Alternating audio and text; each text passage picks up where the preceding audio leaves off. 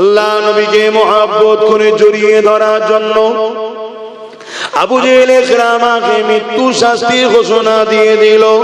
সৈন্য সামন্তরা জোর করে নিয়ে গিয়ে ইকরামাকে গভীর জঙ্গলের মধ্যে প্রবেশ করিয়ে হাতে পায়ে দড়ি বেঁধে সেখানে রেখে দিয়ে এলো।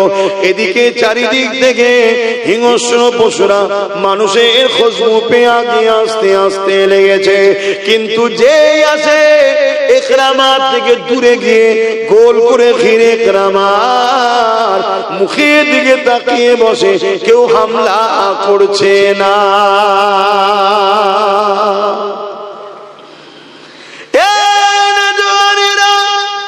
নিজেকে চিনতে শেখো, সিনার পাওয়ার বাড়াও। ইকরামা কিন্তু কলেমা পড়ে নে, ইকরামা আবু জেহেলের ছেলে, আল্লাহ মানে নে, নবী মানে নে, তথাপিও জঙ্গলে এসে গেছে। হিংস্র পশুগুলো আসতে লেগেছে, তাকে কিন্তু খেতে চাইছে না। গোল করে সে ঘিরে বসে ইকরামার দিকে তাকিয়ে রয়েছে। ঠিক এমন সময় ইকরামা বলে উঠলো, হে আল্লাহ পাকের সৃষ্টি মখলুকেরা, কেন তোমরা আমাকে খাচ্ছ না?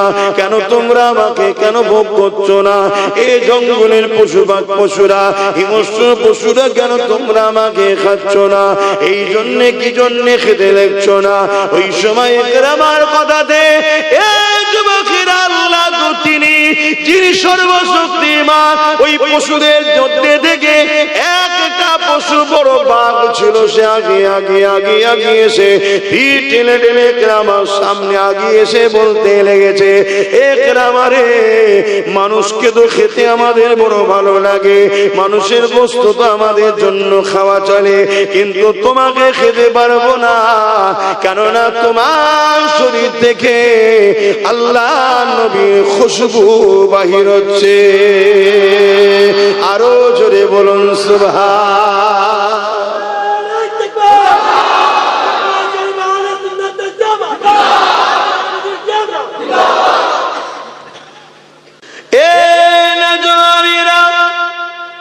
আবু জেহেল কত দিক আমার নবীর উপরে জুলুম করেছে, আল্লাহ নবীকে মেরে দিবা, আল্লাহ নবীকে শহীদ করে দিবা, কত দিক দিয়ে ষড়যন্ত্র চালিয়েছে।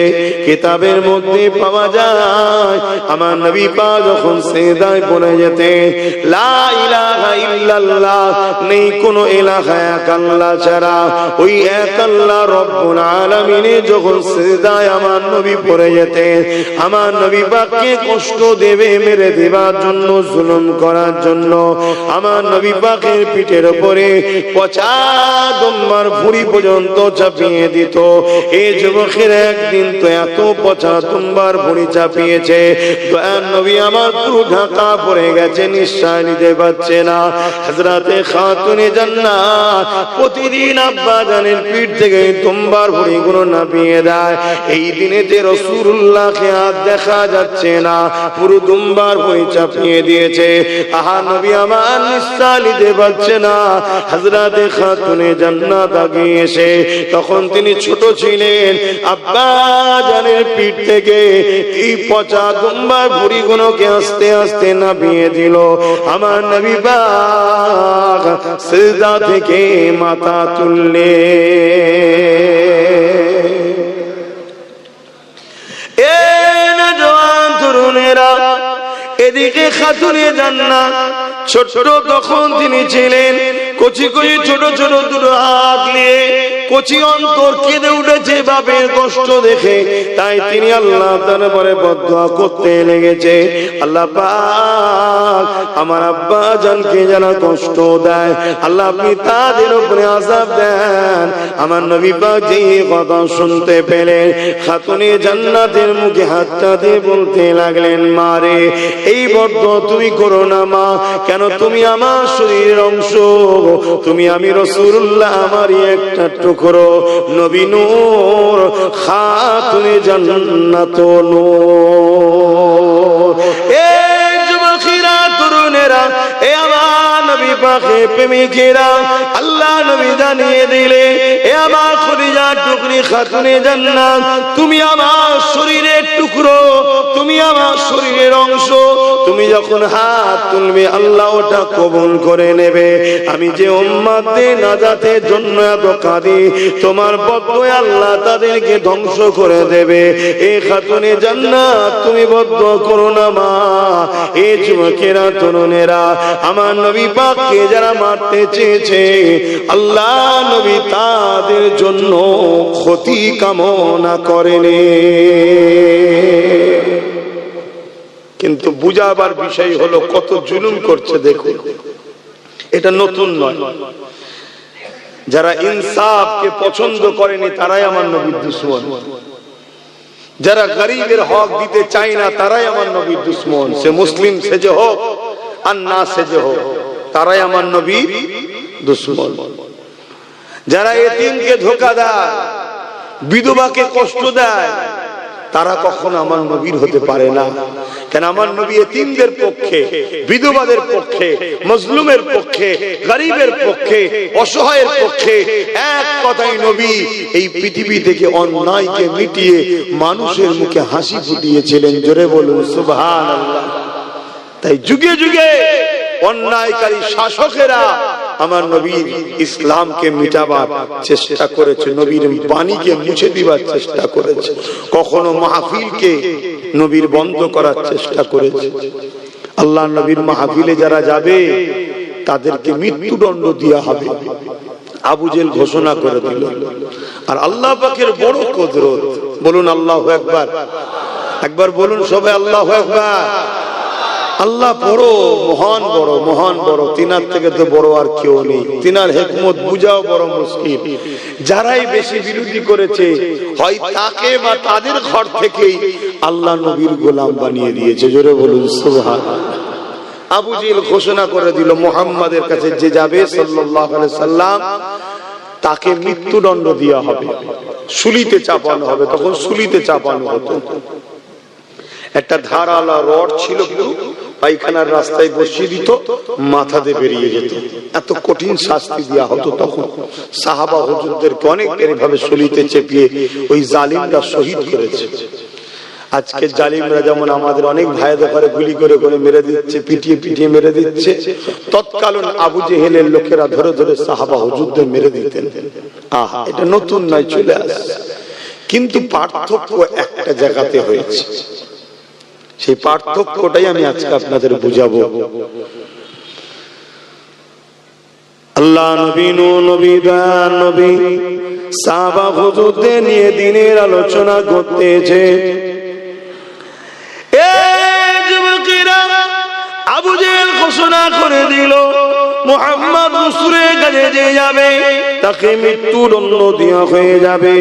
আহারে সাহাবা হুজুররা লুকিয়ে লুকিয়ে লুকিয়ে আমার নবী পাকের কাছে যায়। তাদের উপরে জুলুম হয়েছে। কেমন জুলুম হয়েছে? মরুভূমি গরম বালি, পাথর এলাকা গরম বালি, যে বালির উপরে মানুষ খালি পেয়ে 10 মিনিট দাঁড়াতে পারবে না, ওই গরম বালির উপরে সাহাবা হুজুরদের ধরে ধরে চিৎ করে শুইয়ে ঘন্টার পর ঘন্টা শুইয়ে রাখতো এবং বুকের উপরে ভারী পাথর চাপিয়ে দিত। এ নওজোয়ান তরুণেরা, আজ আমি আপনি ইসলামকে সহজে পেয়েছি। চারিদিকে আযান হচ্ছে, চারিদিকে মসজিদ রয়েছে, চারিদিকে মাদ্রাসা রয়েছে, হাফেজ আলেম রয়েছে। ইসলামকে বড় সহজে পেয়েছি, তাই ইসলামের উপরে গুরুত্ব বড় কম, কোরআনের পক্ষে থাকার গুরুত্ব বড় কম। কিন্তু মনে রাখবে, যেখানে ইসলাম নাই সেখানে কখনো শান্তি নাই। যেখানে ইসলাম আছে ওই জায়গাতেই তো মা বাপের সম্মান রয়েছে। দেখুন না, যেখানে ইসলাম নাই সেখানে মা বাপ বেশিরভাগটা বৃদ্ধাশ্রমে, আর যেখানে ইসলাম আছে মানুষটা হয়তো ভ্যান চালিয়ে খায়, লেবারি করে খায়, দিন মজুরি করে খায়, ইমামতি করে খায়। পয়সা হয়তো কম হতে পারে, কিন্তু মাকে না দিয়ে নিজে খাই না কখনো। জোরে বলুন সুবহানাল্লাহ। কেন? ইসলাম আছে তাই। ইসলাম ওদেরকে শিখিয়েছে জাল জান্নাতু তাহতা আকদামুল উম্মাহাত, মায়ের পায়ের তলাতেই তো জান্নাত আছে, জোরে বলুন সুবহানাল্লাহ। আর বাপ হলো জান্নাতের দরজা, জোরে বলুন সুবহানাল্লাহ। তাই ইসলামকে মুছে দিবার বিরাট প্ল্যান চলছে, কিন্তু এটা আপনাদেরকে বলে দিই, ইসলামকে মুছে দিবার কোন মায়া এমন সন্তান পয়দা করতে পারেনি আর পারবে না। কেন ইসলামের হিফাজতের দায়িত্ব খোদ আল্লাহ নিয়েছে, জোরে বলুন সুবহানাল্লাহ। মুসলমান ছেলে মেয়েরা, তরুণেরা, তবে হ্যাঁ যারা মুছতে গেছে তাদের মধ্যে থেকে আল্লাহ ইসলামের ঝান্ডা ধরাবার লোক তৈরি করে দিয়েছে। সেই বিষয়ে একটা কথা বলি শোনে। আবু জেহেল ইসলামের চরম দুশমন ছিল, আমার নবী পাকের চরম দুশমন ছিল। আবু জেহেল চেয়েছিল আমার নবী পাককে মিটিয়ে দেবে, নবী পাকের দিনকে মিটিয়ে দেবে। তাই সে ঘোষণা করে দিল মুহাম্মদ রাসূলের কাছে যে যাবে তাকে মৃত্যুদণ্ড দেওয়া হবে। আর এদিকে 1 তারিখে আল্লাহ নবী এক রাস্তা দিয়ে হেঁটে যায়, অপর দিক থেকে আবু জেহেলের ছেলে ইকরামা হেঁটে যেতে লেগেছে। হঠাৎ করে ইকরামা আমার নবী পাকের চেহারার দিকে যখনই নজর পড়েছে, আরে আমার নবী পাকের চেহারা তো সেই চেহারা যে চেহারার উপরে স্বয়ং আল্লাহ পাক নিজে কসম কেটেছে।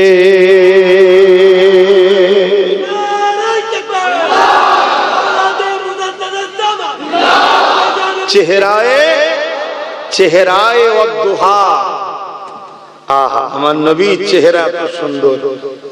একদিন নবী মদিনার বাজারে গেছে, হুজুর পাক যেতেন, কে 2 নম্বরই করছে না করছে, কে ভুল করছে না করছে, সব শিক্ষা দিবার জন্য। কারণ বিজনেসটাও তো শিখাতে হবে, 2 নম্বর মাল দিচ্ছে কিনা, উপরে শুকনো ভেতরে ভিজে, এসব হয় তো এখন ইসলামে হারাম। কিছুক্ষণের জন্য এই ব্যবসায় বরকত হয় না, মানে একটু লাভ দেখতে পেল, কিন্তু বিরাট বড় ক্ষতিকে এ টেনে নিয়ে যাবে। দুটো রাস্তা একদম ব্রেনে ঢুকিয়ে নেয়, দুটো রাস্তা, তিনটে কোনো রাস্তা নেই, দুটো রাস্তা। একটা রাস্তায় চলা শুরু হয় শান্তিতে, আর শেষটা কষ্ট, যে কষ্ট শেষ নাই। আর একটা রাস্তা শুরু হচ্ছে কষ্টতে, কিছুটা চলার পরে শান্তি, যে শান্তির আর শেষ নাই। আপনি কোন রাস্তায় চলবেন আপনার ব্যাপার। কিছু বুঝলেন? একটা মানুষ প্রথম চান্সে পাহাড় থেকে নামছে, তারপরে আর একটা পাহাড়ে উঠতে হবে। আর একটু বুঝাচ্ছে আপনাকে। আরেকটা মানুষ প্রথম চান্সে পাহাড়ে উঠছে, তারপরে নামতে হবে। অবশ্যই নামাটা আরাম, তাই তো নাকি? ওটাটাই তো কষ্ট। এই দুটো মানুষের মধ্যে জ্ঞানার কে? যে প্রথম পাহাড়ে উঠছে না, যে প্রথম পাহাড় থেকে নামছে। কিন্তু উভয়কেই একটা পাহাড় পার করতেই হবে, একটা থেকে নামতে হবে, এটা করতেই হবে উভয়, শর্ত। এবারে তুমি প্রথম পাহাড়ে উঠবে না প্রথম পাহাড় থেকে নামবে? বলো। যে চালাক হবে সে বলবে আমি প্রথম পাহাড়ে উঠে যাই, কেন এখন শরীর তবুও ঠিক আছে। নামতে গেলে একটু হলেও তো এনার্জি, ক্যালোরি লস হবে, তখন ওটা কিন্তু বড্ড ভারী হয়ে যাবে। ইসলামের রাস্তা হলো প্রথম পাহাড়ে উঠা, তারপরে নামা, অর্থাৎ শান্তি আর শান্তি। আর শয়তানের রাস্তা হলো প্রথমেই আরাম খোঁজে, নেবে পর পরে ভাবা যাবে শুনি, কিন্তু তারপরে আর উঠতে। বুঝাতে পারছি? তিনটে কোন রাস্তা নেই, দুটো রাস্তা। যদি তোমার দুনিয়াবি জিন্দেগি কষ্টের হয়, আখিরাতে কল্যাণ। আর যদি দুনিয়াবি জিন্দেগি তোমার শান্তি হয়, আখিরাতে বরবাদ। কিন্তু বিছখানে একটা শর্ত হলো ঈমান। ঈমান নেই, কষ্ট করেছে দুনিয়ায়, ওর কোনো লাভ নেই। বুঝতে পারছেন তো? ঈমান হলো শর্ত। তো যাই হোক, আমি যে কথা বুঝাতে গিয়ে গেলাম, ইকরামা আমার নবী পাককে যেই দেখেছে, আমার নবী পাককে দেখে আর থাকতে পারে। আমার নবীকে এত সুন্দর দেখতে ছিলেন, জোরে বলুন সুবহানাল্লাহ। আরে ইউসুফ আলাইহিস সালাম তো আমার নবীর সৌন্দর্যের 10 ভাগের 1 ভাগ পেয়েছে। আমার নবীর সৌন্দর্যের 10 ভাগের 1 ভাগ ইউসুফ নবী পেয়েছে। এতে মিশরের নারীরা একবার শুধু দেখেছিল, ওই অবস্থায় আগুন কেটেছে, নিজেরা আগুন কাটছে, হুঁশ নাই। ইউসুফ নবীর রূপেতে তারা দিওয়ানা হয়ে আছে। জোরে বলুন সুবহানাল্লাহ। কিন্তু ইউসুফ নবী পেয়েছে কার থেকে? মুহাম্মদ রাসূলের ঝুলি থেকে। নবী মুহাম্মদ রাসূলের 10 ভাগের 1 ভাগটা ইউসুফ নবী পেয়েছে। নবীর কাছে 10 ভাগ আছে। তাহলে আমার নবী কেমন দেখতে? আম্মা হযরত আয়েশা সিদ্দিকা রাদিয়াল্লাহু তাআলা আনহার কোলে মাথা দিয়ে আমার রাসূলুল্লাহ একদিন আরাম করতেছেন। এ নওজওয়ানেরা, আম্মা আয়েশা সিদ্দিকা রাদিয়াল্লাহু তাআলা আনহা একবার আমার রাসূলুল্লাহ চেহারার দিকে তাকায়, আর একবার আসমানের চাঁদের দিকে তাকায়, একবার আমার নবী পাকের চেহারার দিকে তাকায়, আর একবার আকাশের চাঁদের দিকে তাকায়। আল্লাহ নবী বলতে লাগলেন, এ আয়েশা কি দেখছেন আপনি? ইয়া রাসূলুল্লাহ হাবিবাল্লাহ, আপনাকে দেখছি আর আকাশের চাঁদকে দেখতেছি। আমার রাসূলুল্লাহ বললেন, কি দেখছো আয়েশা? দেখে কি বুঝতে পারলে? ইয়া রাসূলুল্লাহ ইয়া হাবিবাল্লাহ, আকাশের চাঁদের দাগ আছে, কিন্তু আমার কোলের চাঁদের কোনো দাগ না। আমার নবীর তুলনা চাঁদের সঙ্গে হয় না, কিন্তু যে ভাষাটা না বললে আপনারা বুঝবেন না। কথা মাথায় ঢুকছে? কেন? চাঁদও আমার নবীর গোলাম। জোরে বলুন সুবহানাল্লাহ। তাই তো নবী ইশারা করেছিল, 2 টুকরো হয়ে গেছে, গোলামি ইজহার করেছে। আমাদের ঘরেও গোলামি করতে গেলে গোলামির প্রমাণ দিতে হবে না? হবে না? কথা বলে। আল্লাহ ও রাসূলের প্রেমের নাম শুধু হালুয়া রুটি খাবার নাম নয়।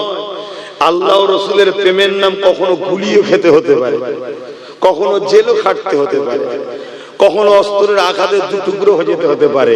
এটাই তো প্রকৃত প্রেমের নাম, যে আমি সব জায়গাতেই আল্লাহ ও রাসূলের পক্ষে থাকবো। শুধু হালুয়া রুটি খাবার বেলায় আল্লাহু আকবার না, গুলি খাবার বেলা তো আল্লাহু আকবার বলবো, অস্ত্রের সামনে তো আল্লাহু আকবার বলবো, স্টিম রোলার চলবে তাও আল্লাহু আকবার বলবো। এ তো প্রকৃত প্রেমিক।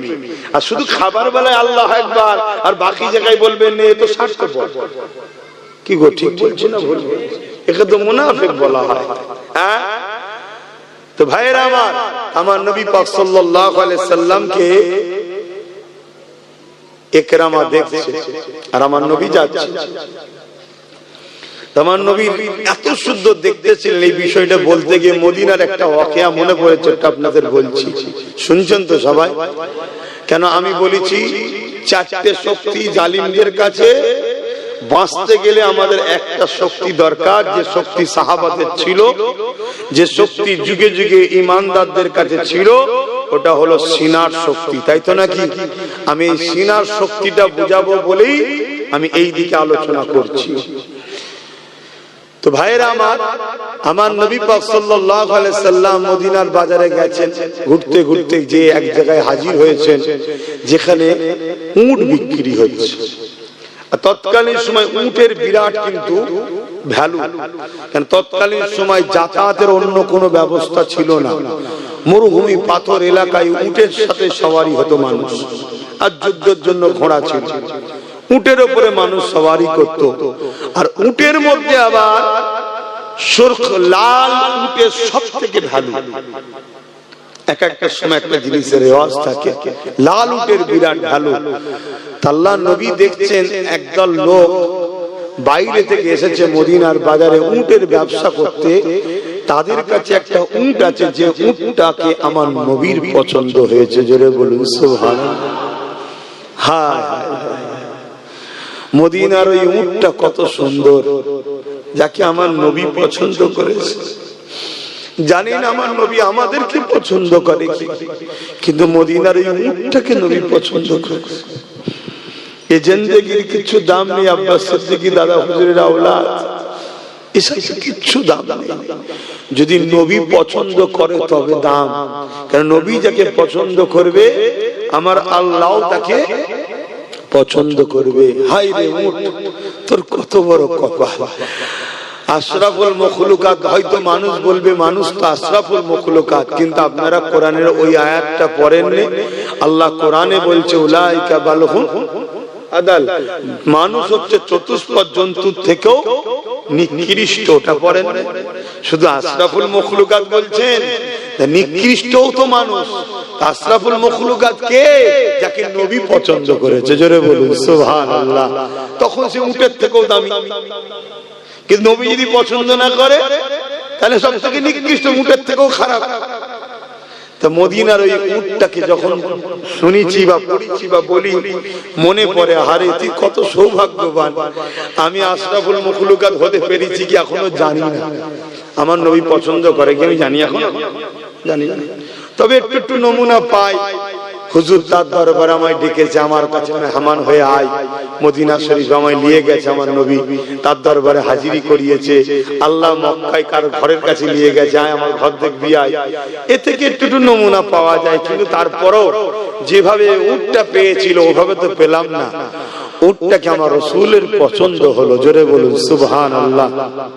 আল্লাহ নবী উটের মালিকদের বললেন, তখনকার সময় একটা উটকে 4 জন 5 জন মিলে বিক্রি করতো, পয়সা কম তো, 4 জন 5 জন মিলে কিনেছে, যা লাভ হবে 4-5 জন ভাগ করবে। এখনো অনেক সময় হয়, কুরবানির সময় দেখবেন একটা বড় গরুকে 5 জন মিলে খরিদ করেছে, 1 লাখ টাকা দাম।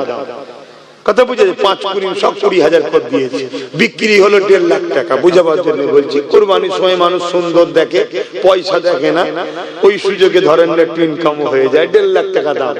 তাহলে কি হবে, সবাই 10,000 টাকা করে লাভ পেয়ে গেল, 5 জন মিলে ব্যবসা করছে।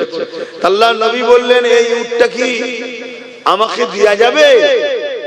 একটা দামের কথাও হলো, সবাই বলল হ্যাঁ দেবো।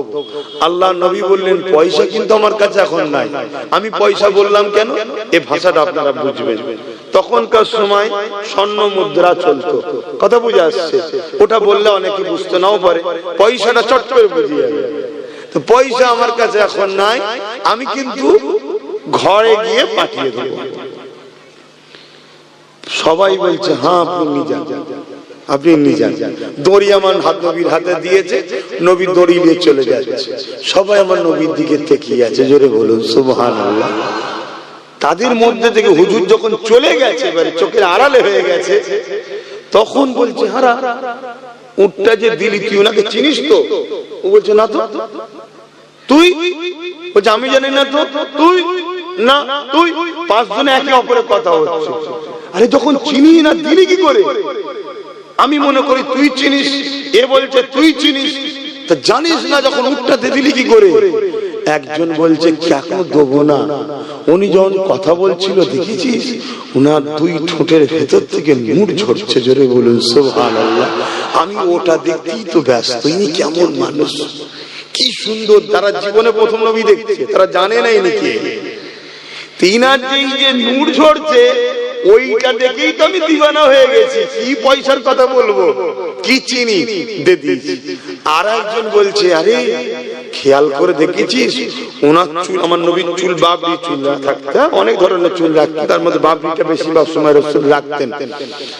আমার নবী এই বাবরি চুল হাওয়া লেগে উড়ছিল, তো যখন উড়ছে ওরা বলছে হুজুরের চুলের, উনি যে ওই ব্যক্তিটা যে ওনার চুলের থেকে আলো ছটাক ওই পাহাড়ে গিয়ে যেমন কোন জিনিস এটা রেখা পড়ে না, এরকম রেখা পড়ছে, ওটা দেখতেই আমি ব্যস্ত ছিলাম, জোরে বলুন সুবহানাল্লাহ। এক একজন এক একটা আমার নবীর মুখের চেহারা তারিফ করছে। 5 জনের যখন তারিফ হয়ে গেছে, তখন একজন বলে উঠছে যা আমাদের উটটা মনে হয় গেল, মানে চুরি হয়ে গেল, আর পাবো না পয়সা। চেনে না তো কেউ, জানে না তো কে নিয়ে গেছে, কোথায় গেল, কার কাছ থেকে পয়সা নেবো, কেউ আর ফিরে আসে নাকি? ওই সময় তাঁবুর ভেতর থেকে একজন মহিলা আওয়াজ দিয়েছে, যে মহিলা ছিল ওই গোত্রের সর্দার। আগেকার সময় ব্যবসায়ী যেত, একটা গ্রুপ যেত, তার একজন সর্দার ছিল, সে সর্দারের কন্যা, কোন কোন কিতাবে আছে তার পরিবার, যাই হোক কন্যাটাই ধরছি, কন্যা। সে আওয়াজ দিয়ে বলে যে খবরদার, উট হারিয়ে গেছে বলবে না, উটের পয়সা পাবে না বলবে না, আমি তোমাদেরকে বলছি উঠলে চিন্তা করোনি। তখন এরা পাঁচজন বলছে যাক, কেউ তো উনাকে চেনে, চিন্তা নেই। তখন ওই মহিলা গিয়েছে বলছে, আরে ওনাকে আমিও চিনি না। জোরে বলুন সুবহানাল্লাহ। তাহলে জিম্মেদার হলেন কেন? বলছে উনার কথাবার্তা, চাল চলন, আখলাক বলছে উনি কখনো প্রতারণাকারী হতে পারে না। জোরে বলুন সুবহানাল্লাহ। তো উনি যদি পয়সা না দেয়, আমি ওই কথা চলছে, এমন সময় আমার নবীর এক সাহাবী এসে বলছে উটের মালিক কারা? তারা বলছে আমরা। কেন, কি হয়েছে? না আমাদের হুজুর উটের পয়সা দিয়ে। কে উনি? বলছে চতুর্দিকে দেখতে পাচ্ছ না খেজুর গাছ, এটা মদিনা শরীফ। উনি হলেন আখেরি নবী মুহাম্মদুর রাসূল। জোরে বলুন সুবহানাল্লাহ। তারা সবাই বলতে লেগেছে পয়সা দিতে লাগবে না, ওনার কাছে আমাদেরকে নিয়ে চলো। তারা আমার নবীর দরবারে এলেন। নবী জিজ্ঞেস করছে কি গো বাবা, পয়সা তো পাঠিয়েছে, আবার এলে? বলছেন হুজুর পয়সা লাগবে না, আপনার কদমের তলায় একটু আমাদের জায়গা লাগবে। জোরে বলুন সুবহানাল্লাহ। সব ইমানের কলেমা পড়ে মুসলমান হয়ে গেল। জোরে বলুন। সেই নবী পাককে আবু জেহেলের ছেলে দেখেছে, দিবানা হবে না? হবে না? কথা বলেন। আল্লাহ নবীকে এক ইহুদি ঘরের ছেলে দেখেছিল। আল্লাহ নবী বাজারে গেছে, ওই ইহুদি ছেলেটা বাজারে এসেছে। আমার নবী পা মানুষের সঙ্গে কথা বলে, আমার নবী পা একে অপরের সঙ্গে কথা বলে। ওই ইহুদি ঘরের যুবকটা আমার নবী পাককে দেখতে লেগেছে। আমার নবী পাকের কথাবার্তা, ব্যবহার, আখলাক দেখে ওই ইহুদি ঘরের ছেলেটা মনের মধ্যে আমার রাসূলুল্লাহর জন্য মহব্বত, ভালোবাসা এসে গেছে। আমার নবী পাকের আখলাক সে দিবানা হয়ে গেছে। এই যুবকেরা তাই লুকিয়ে লুকিয়ে লুকিয়ে আমার নবী পাক যখনই যেখানে যায়, ওই ইহুদি ঘরের যুবকটা ফলো রাখে, আমার নবী পাককে অনুসরণ করে চলে, আমার নবী পাককে খেয়াল করে। এইভাবে দীর্ঘদিন যাওয়ার পরে ওই ইহুদি ঘরের সন্তানটা ভাবতে লাগলো, একবার মুহাম্মদ রাসূলকে বলা যায় তিনার খাদেম হিসেবে যেন আমাকে রাখে। এত সুন্দর আখলাক চরিত্র, এত দরদি মানুষ তিনি, আশা রাখছি বললে আমাকে ফিরিয়ে দেবেন না। আল্লাহ নবী আগে আসলো। ওই ইহুদিটা আগে এসে বলতে লাগলো, হে আব্দুল্লাহর বেটা মুহাম্মদ সাল্লাল্লাহু আলাইহি ওয়াসাল্লাম, আমি ইহুদি ঘরের যুবক, আপনার কথাবার্তা, ব্যবহার, আখলাক আমাকে বড় ভালো লাগে। আমি আপনার সাথে থাকতে চাই। আপনি সফরে যাবেন, আপনার সাথে যাব, আপনার সঙ্গে উঠা বসা করব। তবে একটা শর্ত হলো, আমি আমার বাপ দাদা ধর্ম ইহুদি ছাড়ব না। শুনছেন তো? ধর্ম ছাড়ব না। আল্লাহ নবী মুচকে হাসলেন, হেসে বলছে ঠিক আছে বাবা, তাই থাকো তুমি আমার সাথে। জোরে বলুন সুবহানাল্লাহ। যুবক নবীর সাথে আছে, একদিন যাই, দুদিন যাই, 3 দিন যাই, 1 বছর, 2 বছর, 4 বছর, 7 বছর নবীর সাথে আছে। ওর কাজ ছিল শুধু নবীর সাথে ঘোরা। নবী ওনার ওই ইহুদি ঘরের ছেলেকে কোনো দিনের জন্য কোনো হুকুম ফরমাস কিচ্ছু বলতেন না। কিন্তু যখনই নবী মদিনার নবাবী শরীফে ঢুকতো, ইহুদি যুবকটা নবীর জুতোটা নিয়ে বুকে করে দাঁড়িয়ে থাকতো। যখন প্রথমবারে হুজুর ঢুকতে গেছে আল্লাহ নবী কাছে, ও তখন দরখাস্ত করেছিল, হুজুর আপনার মতো মানুষের যদি জুতোটা আমি বইতে পারি, নিজেকে ধন্য মনে করব। এই কাজ থেকে আপনি আমাকে মাহরুম করবেন না। যে যা বলে আপনি সবার জন্য সব দেন, আপনি বড় দয়ালু, মানে রাহমাতাল লিল আলামিন। কিন্তু সে তো জানে না, সে তার ভাষাই বলছে, তা আপনি আমাকে এই সুযোগটা দেন। আল্লাহর নবী বললেন ঠিক আছে বাবা, তোমার যখন মনের ইচ্ছা। তো একদিন হুজুর নবাবী শরীফ থেকে বেরোচ্ছেন, আর ও প্রতিদিন জুতো লাগিয়ে দিতে পায়, আর দেখছে জুতোটা অন্য সাহাবী দিচ্ছে। আল্লাহ নবী বলে উঠলেন, বাবা সাহাবী রে, তুমি জুতা দিচ্ছ, আমার সেই ইহুদি ঘরের যুবকটা কোথায় গেল?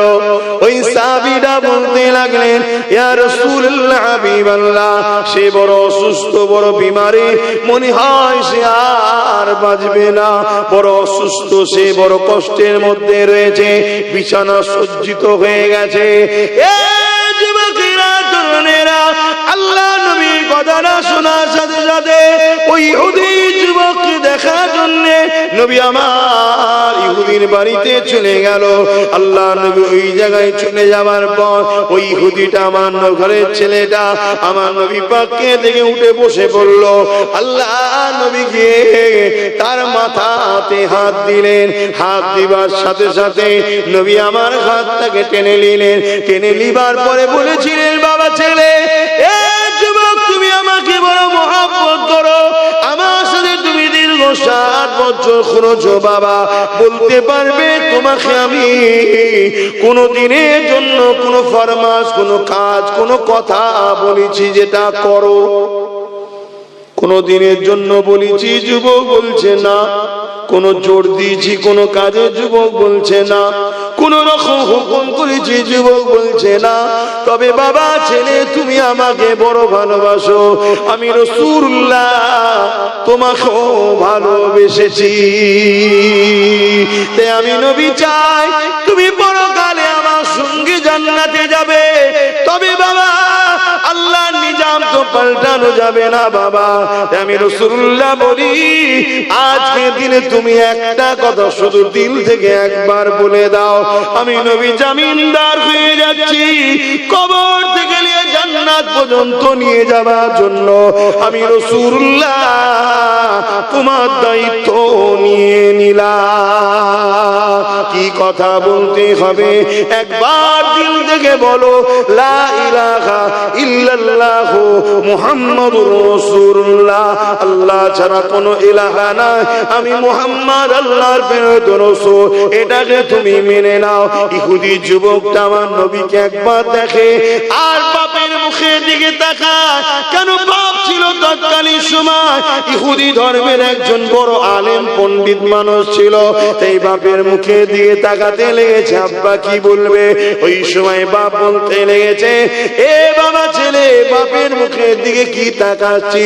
জিনার মহব্বতে 7 বছর কাটিয়ে দিয়েছি, তিনি যা বলছে জলদি করে পড়েলে, কেননা আমি আমার ইলম দ্বারা দেখতে লেগেছি ইনি হলেন আখিরি নবী মুহাম্মদ সাল্লাল্লাহু আলাইহি ওয়াসাল্লাম।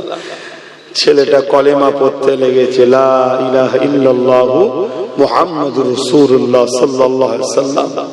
সঙ্গে সঙ্গে ইন্তেকাল হয়ে গেল। ইন্না লিল্লাহি ওয়া ইন্না ইলাইহি রাজিউন।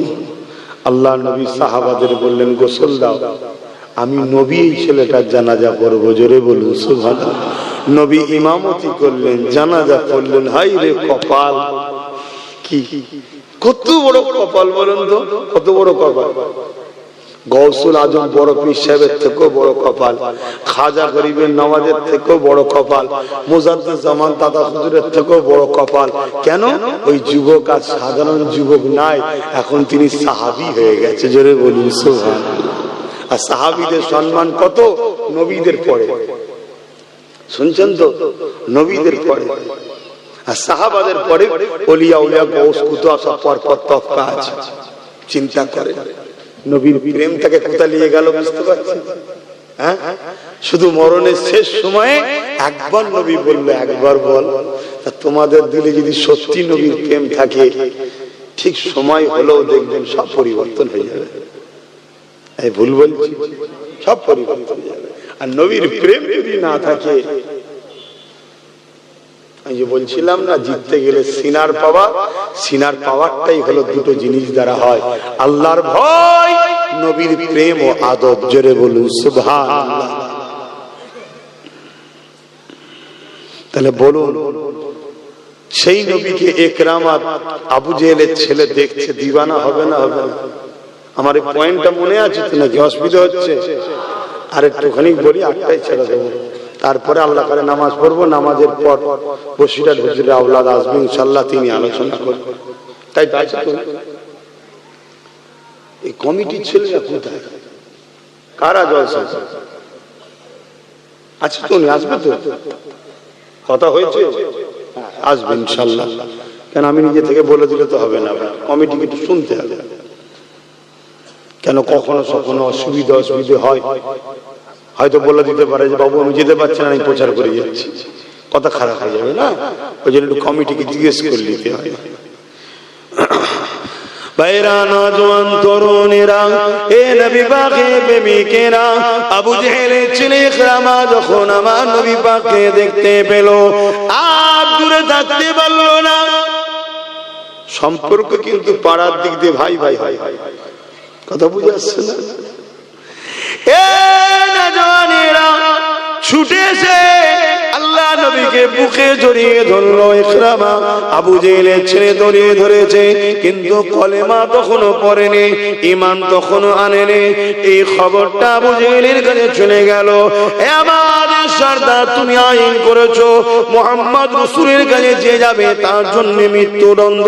আবু জেহেল বলল, হ্যাঁ আমি আইন করেছি, আর আমার আইনকে পাল্টাবে কে? আমার হাতে রাজ ক্ষমতা, আমি পাওয়ারে রয়েছি। এই যুবকেরা ওই সময় বলতে লাগলো, এই আইন কি সবার জন্য না বিশেষ বিশেষ লোকের জন্য হবে? আবু জেহেল বলতে লাগলো, না সবার জন্য। মক্কার যদি অন্য কোন সরদারও হয়, আমার নবীর কাছে যে যাবে তাকে মৃত্যুদণ্ড দেওয়া হবে। ওই সময় যারা দেখেছিল ইকরামা আমার রাসূলুল্লাহকে জড়িয়ে ধরেছে, তারা বলতে লাগলো, আবু জেহেল তোমার ছেলে মুহাম্মদ রাসূলুল্লাহকে জড়িয়ে ধরেছে, এবারে বলো তার জন্য কি শাস্তি আছে? যাক, আবু জেহেলের একটা খসলত দেখেছি, ভালো বলবো না, দেখলাম আজকের আবু জেহেলদের থেকে একটু হলেও ঠিক আছে। শুনছেন তো নাকি? কি করেছিল আবু জেহেল? ছেলেকে ডেকে যায়, শুনছি নাকি এই ব্যাপার? বলছে হ্যাঁ বাবা। আরে আমি বুঝতেই পারলাম না, হুজুরকে দেখার পরে কেমন যেন একটা হৃদয় ওনার জন্য ভাব ভালোবাসা এসে গেল, আমি গিয়ে ওনায় জড়িয়ে ধরে ফেললাম। আবু জেহেল বলছে কিচ্ছু করার নেই, আমাকে লোক আর মানবে না যদি আইন ফাইসাল্লা না দিই। তুমি আমার ছেলে তো কি হয়েছে, যাও মৃত্যুদণ্ড ঘোষণা করলাম। আর আজকের জালিমরা কি করে? নিজের দলের লোক যাই করুক, যদি রেপও করে দেয় কোটি কোটি টাকা খরচ করে উকিল লাগিয়ে তাকে ছাড়াবে, কিন্তু জালিমের বিরুদ্ধে বিচার। এ থেকে আবু জেহেল একটু হলেও ভালো ছিল। নাউজুবিল্লাহ, ভালো বলা ঠিক নয়, তারপরে এদের থেকে ভালো বলতে চাইছি। এখানে কি ভাষা উচ্চারণ করলে বুঝবেন আমি তো বুঝতে পারছি না। কথা বুঝে আসছে? দুই মন্দর মধ্যে তুলনামূলক কথা বুঝে। অথচ কিন্তু এরা আবু জেহেলের শিষ্য, কিন্তু এখন এরা আবু জেহেলকেও ভাট্টা করতে। কথা বুঝে আসছে? যেমন ফেরাউন আর শয়তানের একদিন আলোচনা হচ্ছে, বিশাল আলোচনা হতে হতে হঠাৎ দুই শয়তানে ঝগড়া লেগে গেছে। ফেরাউন এক শয়তান আর ইবলিস আর এক মেন শয়তান। ফেরাউন কিন্তু ইবলিসের শিষ্য। ফেরাউনকে ফেরাউন বানিয়েছে কে? ইবলিসই তো বানিয়েছে। কিন্তু ঝগড়া হতে হতে এমন জায়গায় পৌঁছে গেছে, ইবলিস দাঁড়িয়ে গিয়ে রেগে বলছে, এই ফেরাউন শোন, তুই আমার থেকেও বড় শয়তান। বলছে কি করে বললে? বলছে দেখ, তুই কে আমি আমার শিষ্য বানিয়েছি, কিন্তু তুই শিষ্য এখন নেই, তুই আমার গুরু হয়ে গেছিস। কি জন্যে? আমি যত বড়ই শয়তান হই না কেন, খোদা দাবি করার সাহস পাইনি, তুই এত বড় শয়তান নিজেকে খোদা বলেছিস। কথা বুঝে আসছে? তা ফেরাউন ইবলিসেরই চালা, কিন্তু শয়তানের দিকে ইবলিসকেও টপকে গেছে। তা আজকে যেসব জালিমগুলো রয়েছে, এরা সব আবু জেহেলেরই চালা, কিন্তু শয়তানের দিক দিয়ে আবু জেহেলকেও টপকে যাচ্ছে। তা ইকরামাকে আবু জেহেল আইন ঘোষণা করলো মৃত্যুদণ্ড। কিভাবে মৃত্যুদণ্ড দেওয়া হবে? যত ছেলে হয়তো লোক সমাজে কতল করলে, সর্দারের ছেলে কতল হচ্ছে, একটা সর্দারের মনে হচ্ছে মাথাটা হ্যাট হয়ে যাবে। এক কাজ করো, একে জঙ্গল খোঁজো, জঙ্গল খুঁজে ওই জঙ্গলে নিয়ে যে হাতে পায়ে দড়ি বেঁধে দিয়ে দেখে দাও, যাতে করে হিংস্র পশুরে একে ছিঁড়ে ছিঁড়ে খায়। বাপ ছেলেকে ফতোয়া দিচ্ছে, কি জন্যে? নবীকে জড়িয়ে ধরেছে, কলমা পড়ে নেই, আল্লাহ মানে নেই, মুহাম্মদ রাসূলকেও মানে নেই, শুধু চুম্বক যেমন টেনে নেয়, হুজুরের প্রেমে ওকে টেনে নিয়েছে, যে ধরে ফেলে। শুনছেন? আজকেও যেমন সমাজে এমনও বাপ আছে, তার ছেলে মদখোরের সঙ্গে মিশলে নিষেধ করে না, চোরের সঙ্গে মিশলে নিষেধ করে না, দুর্নীতিবাজদের সঙ্গে মিশলে নিষেধ করে না, ঘুষখোর অত্যাচারী শাসক প্রতারণাকারীদের সঙ্গে মিশলেও নিষেধ করে না। আমি নবীর গোলাম, আমার সাথে মিশলে নিষেধ করে, আব্বাসের সঙ্গে যাবি না। এমনও বাপ সমাজে আছে না? না। আচ্ছা, আপনাকে আবু জেহেল বলবো না, আল্লাহর কাছে দোয়া চাই আপনি হিদায়াত হন, বলুন আমিন। তো ভাইরা আমার, কিন্তু খসলত ওই দিকেই যাচ্ছে। সে আমার নবীকে জড়িয়ে ধরেছে, তার জন্য শাস্তি। আমার উপরে রাগ কেন? আমার উপরে রাগের পেছনে একটাই কারণ, আমি নবীর পক্ষে কথা বলি তাই, এবং হক কথা কোনো খুলে খুলে বলে দিই, কারো ডায়ে বায়ে মুখ দেখি না, এজন্যই তো রাগ। অন্য কিছু কারো ছেড়ে দিচ্ছি নাকি ভাই? তোমাদের কারো জমি ঝেড়েছি, তোমাদের কারো চাকরি ঝেড়েছি, তোমাদের কারো পদ ঝেড়েছি, তোমাদের কারো টাকা ঝেড়েছি, কারো সঙ্গে বিজনেস করতো চিটিংবাজি করে টাকা মেরে দিয়েছি, তা রাগটা কেন? একটাই কারণ, ইসলাম বলি, নবীর কথা খুলে খুলে বলে দিই, আজকে শাসকদের বুকে ব্যথা হয়। কথা বুঝে আসছে? তাই তারা কি করে? পিছনে লাগে। আর এমনও বাপ আছে, সেসব শাসকদের দরদি মানুষ, তার ছেলেরা আমার সঙ্গে মিশলে বাপেদের কষ্ট হয়। আব্বা একটু ভেবে চিন্তে কাজ করে, একটু ভেবে চিন্তে কাজ করে। আল্লাহ আপনার ছেলেকে হিদায়াত করুক, আপনি বাপ আপনাকে সম্মান করুক, আমি চাই। কেন আমার ভালোবাসার মানুষ বাপের বিরুদ্ধে হয়ে জাহান্নামে যাক, এটা আমি চাই না। কিন্তু আপনার ছেলেকে নবী বংশের আওলাদদের থেকে সরিয়ে কার সাথে মিশতে দিচ্ছেন? ছেলে যদি বিগড়ে যায় কি দশা হবে জানেন তো? কি জানেন না? জানেন? হ্যাঁ, দুনিয়ায় কি হচ্ছে দেখেন না? আল্লাহ নবীকে মহব্বত করে জড়িয়ে ধরার জন্য আবু জেহেল ইকরামাকে মৃত্যু শাস্তির ঘোষণা দিয়ে দিল। সৈন্য সামন্তরা জোর করে নিয়ে গিয়ে ইকরামাকে গভীর জঙ্গলের মধ্যে প্রবেশ করিয়ে হাতে পায়ে দড়ি বেঁধে সেখানে রেখে দিয়ে এলো। এদিকে চারিদিক থেকে হিংস্র পশুরা মানুষের খুশবু পেয়ে আগিয়ে আসতে আসতে লেগেছে। কিন্তু যেই আসে ইকরামার থেকে দূরে গিয়ে গোল করে ঘিরে ইকরামার মুখের দিকে তাকিয়ে বসে, কেউ হামলা করছে না।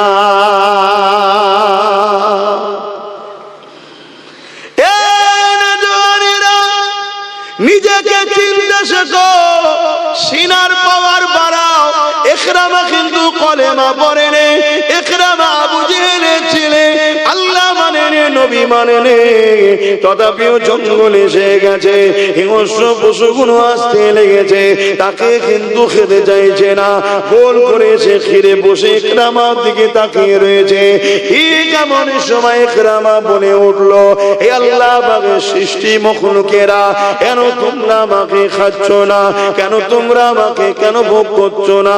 এই জঙ্গলের পশুরা হিংস্র পশুরা কেন তোমরা আমাকে খাচ্ছ না? এই জন্য কি জন্য খেতে দেখছো না? ওই সময় ইকরামার কথাতে এই যুবকেরা, আল্লাহ তো তিনি যিনি সর্বশক্তিমান, ওই পশুদের মধ্যে থেকে একটা পশু বড় বাঘ ছিল, সে আগে আগে আগে আগে এসে ভিড় টেনে টেনে ইকরামার সামনে আগে এসে বলতে লেগেছে, ইকরামা রে, মানুষকে তো খেতে আমাদের বড় ভালো লাগে, মানুষের গোশত তো আমাদের জন্য খাওয়া চলে, কিন্তু তোমাকে খেতে পারবো না, কেননা তোমার শরীর থেকে আল্লাহ নবীর খুশবু বাহির হচ্ছে। আরো জোরে বলুন সুবহান।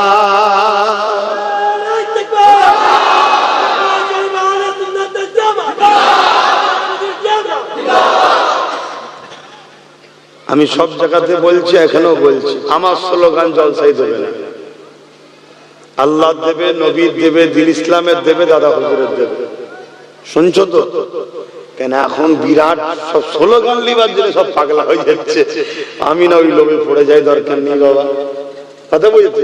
জলসা দিন ইসলামের হোক, আল্লাহ ও রসুল এবং যার ওসিলা করে বাংলার মানুষ দিন ইসলাম পেয়েছো, মুজাদ্দেদ জামান দাদা হুজুরের স্লোগানটা দিও। কথা বুঝে আসছে?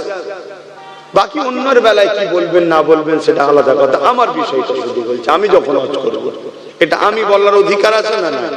হ্যাঁ, আমি আমার অফারটা দিচ্ছি। আবার কেউ এসে কিছু বলতে পারে, তুই বাবা দিন রাত আমার নাম বলবি, সেটা তার সাথে আপনার ব্যাপার। আমি এই বীজখানে কেন ঢুকতে যাবো? ঠিক না? আমি কেন ঢুকতে যাবো? যার যাকে ভালো লাগবে তাকে থাকবে। খোলাখুলি কথা, ঝগড়া টগড়া করার আর সময় নেই। কথা বুঝছেন না? ওইদিকে দিন রাত সব